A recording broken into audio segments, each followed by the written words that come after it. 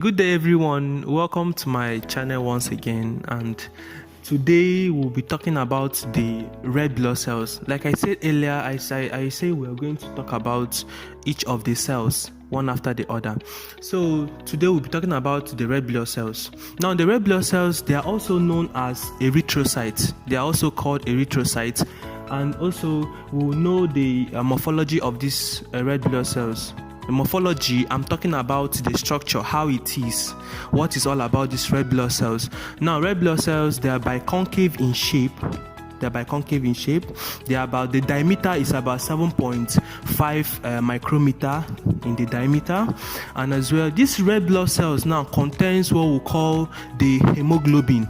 Now, the hemoglobin is the iron pigment in these red blood cells. It gives the red blood cells the reddish color. That's the function of that hemoglobin. It gives the red blood cells that reddish color, and also it helps to transport oxygen. The hemoglobin helps to transport oxygen to the tissues. Now let's know the formation. Now, so how is this red blood cells formed? Now, from our stem cells, the pluripotent hematopoietic stem cells, this is where the red blood cells are formed. From the stem cells, it forms to the proerythroblast. From the proerythroblast, it forms to the erythroblast. From the erythroblast, it forms to the reticulocytes.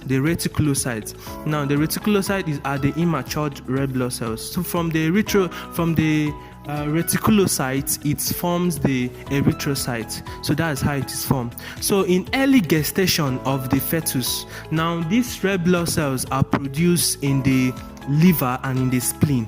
So, but in adults, it is produced in the bone marrow. So that's where it is produced.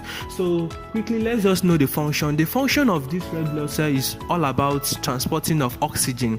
That's why we have the hemoglobin. The hemoglobin there works as a transport. It takes this oxygen to the tissues where they are needed. So that is the function of the red blood cell, nothing more. So with these few points, I think you know about the red blood cells very easy.